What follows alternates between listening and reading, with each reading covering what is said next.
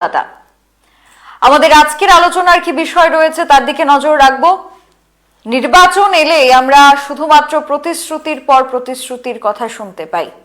নির্বাচন এলে কখনো বিজ্ঞানসম্মত, কখনো অবৈজ্ঞানিক, কখনো আবার যুক্তিসম্মত, কখনো আবার অযৌক্তিক বিভিন্ন প্রতিশ্রুতির ঝুলি আমরা একেবারে সামনে তুলে ধরতে দেখি বিভিন্ন রাজনৈতিক দলকে। কিন্তু সেই নির্বাচনের পর, ক্ষমতা দখলের পর নির্বাচনে দেওয়া প্রতিশ্রুতি পূরণে ঠিক কত দ্রুততার সাথে কাজ হয় সেটা কিন্তু তখন প্রকাশ পায়। 2021-এর এডিসির সাধারণ নির্বাচন এবং 2026-এর এডিসির সাধারণ নির্বাচন, এই 5 বছরের মধ্যে ঠিক কি কি পরিবর্তন হয়েছে এডিসিতে, এটা আমাদের আজকের মূল প্রশ্ন। এই 5 বছরে এডিসিতে কি কি নতুন নতুন প্রকল্প বা এডিসির যারা মানুষরা রয়েছেন তিপ্রাসারা, সেই তিপ্রাসারা কি কি সুযোগ সুবিধা পেয়েছেন। তার আগে আমাদের জানতে হবে যে এই 2021-এর এডিসির নির্বাচনের আগে কারা কি প্রতিশ্রুতি দিয়েছিল। এবার যারা ক্ষমতায় আসবে প্রতিশ্রুতি পূরণের দায়িত্ব তাদের উপরই থাকবে। তো 2021-এর ভোটে, এডিসির সকল তিপ্রাসারা, বেশিরভাগ তিপ্রাসারা শাসক বিজেপিকে ছেড়ে, বিজেপির শরিক দল আইপিএফটিকে ছেড়ে একটা নতুন গঠিত রাজনৈতিক দল, আঞ্চলিক রাজনৈতিক দল, যে রাজনৈতিক দলের প্রথম এজেন্ডাই ছিল গ্রেটার তিপ্রাল্যান্ড, সেই রাজনৈতিক দলকে তাদের বিকল্প হিসাবে বেছে নিয়েছিল। বিজেপির বিরুদ্ধে একটা মোক্ষম অস্ত্র হিসাবে, বিকল্প ব্যবস্থা, বিকল্প রাজনৈতিক দল হিসাবে বেছে নিয়েছিল তিপ্রাসারা। এবার সেই 21 এবং এখন আমরা 25-এ দাঁড়িয়ে আছি। আর কিছু মাস পরেই নির্বাচন হবে, এডিসির সাধারণ নির্বাচন হবে। কিন্তু এই বছরে, এই 5 বছরে এডিসির মানুষ কি কি পেয়েছেন সেটা যদি আমরা বিস্তারিতভাবে দেখি তাহলে দেখা যাবে যে এডিসিতে ভিলেজ কাউন্সিল নির্বাচন হয়নি। এই ভিলেজ কাউন্সিল নির্বাচন না হওয়াটা এডিসির জন্য একটা অভিশাপ, তিপ্রাসাদের জন্য একটা বড় অভিশাপ।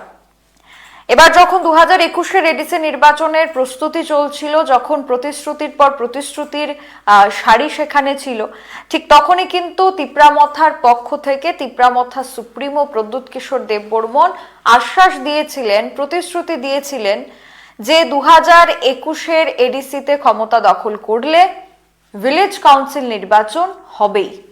কিন্তু দুঃখের বিষয় 2026-এর এডিসি নির্বাচন আসতে যাচ্ছে, কিন্তু এই ভিলেজ কাউন্সিল নির্বাচন হয়নি।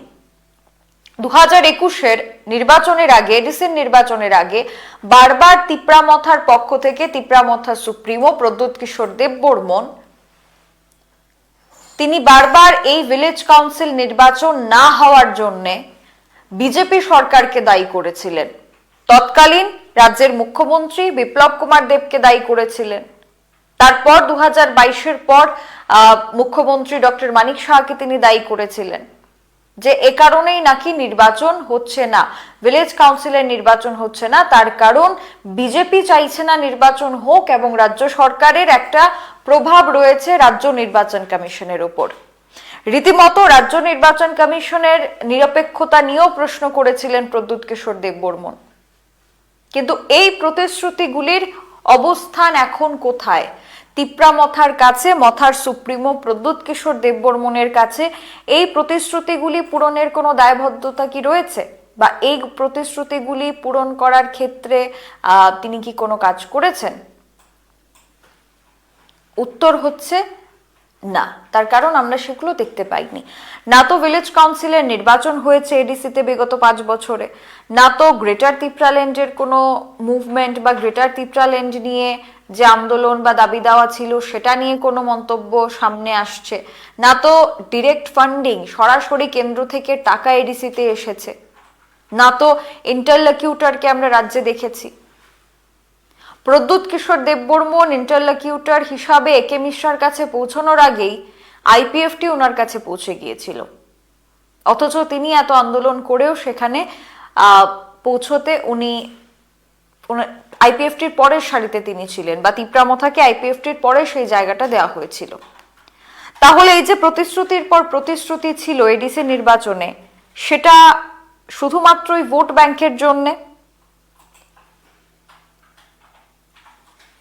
এডিসি এলাকার মানুষের চাহিদা কি? তাদের প্রথম চাহিদা কি?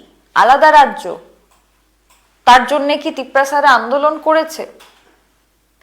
যেখানে দেখা যাচ্ছে বিগত বছরের পর বছর ধরে, 3 বছর 4 বছর ধরে বিভিন্ন জায়গায় সামান্য পানীয় জলের পরিষেবা পাচ্ছে না এডিসির এলাকার মানুষ। এবার এটা কি সমস্যা নয়? খাদ্য, বাসস্থান, পানীয় জল, এগুলি নিত্য প্রয়োজনীয় জিনিস। এই ব্যবস্থাটুকু কি মথা করতে পেরেছে বা মথার প্রশাসন করতে পেরেছে? তার কারণ আমরা প্রতিনিয়তই দেখতে পাই বিভিন্ন এডিসি ভিলেজগুলিতে বিশেষ করে এই ধরনের যে সমস্যা, যেটা সম্পূর্ণরূপে সমতল থেকে তারা বিচ্ছিন্ন হয়ে আছে, সমতলের পরিবেশ থেকে তারা বিচ্ছিন্ন হয়ে আছে, সমস্ত সুযোগ সুবিধা থেকে তারা বিচ্ছিন্ন হয়ে আছে, তার জন্য কে দায়ী থাকবে? শুধুমাত্রই কি ভোট ব্যাংকের জন্য তিপ্রাসাদেরকে ব্যবহার করা হয়? এই যে তিপ্রাসা নাম নিয়ে বা তিপ্রাসাদের নাম নিয়ে, গ্রেটার তিপ্রাল্যান্ডের নাম নিয়ে কি শুধুমাত্রই ভোট চাওয়া হয়, না সত্যি প্রতিশ্রুতি পূরণ করার জন্যই তাদের নাম নেওয়া হয়?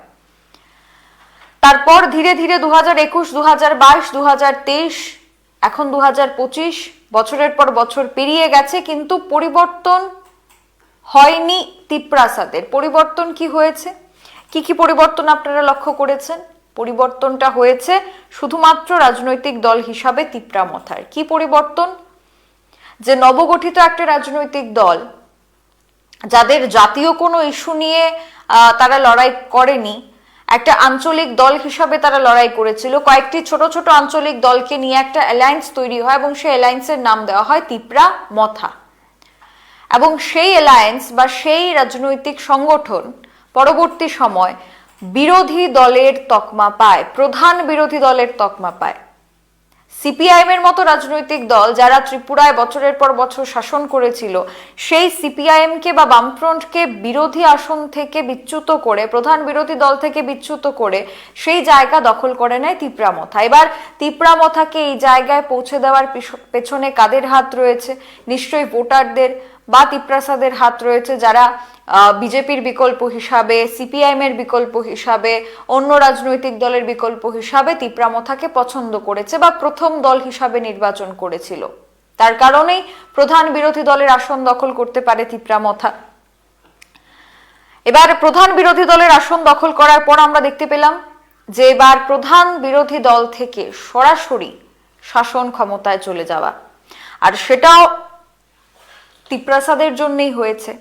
এবার যখন এত বড় ক্ষমতা মথার কাছে রয়েছে, প্রধান বিরোধী দলের পর সরাসরি সরকারে যাওয়ার জায়গা, সরকারে বসার জায়গা, সরকার পরিচালনা করার জায়গা তাদের হাতে রয়েছে, পরিচালনা করার দায়িত্ব তাদের হাতে রয়েছে, তো সেখানে তিপ্রাসাদের উন্নয়ন করা আরো সহজ হয়ে গেছে মথার জন্য।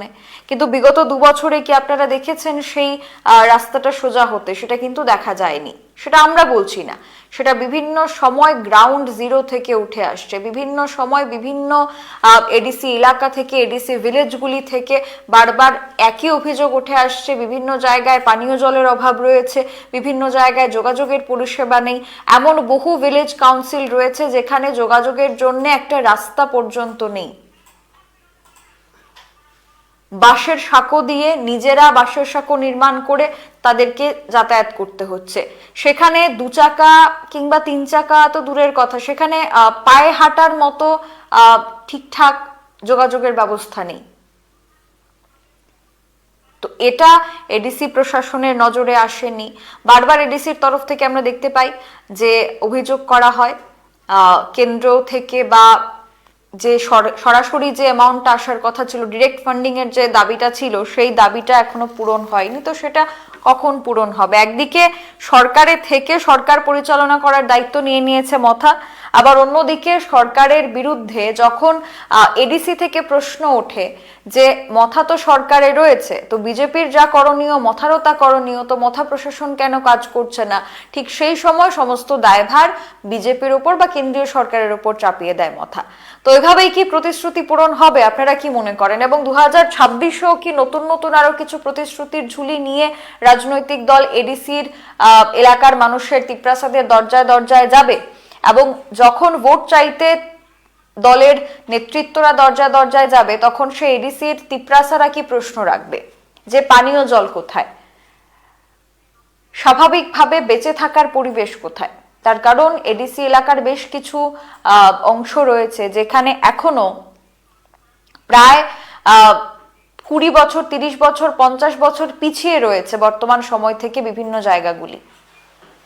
এবং সেখানে কি চলছে?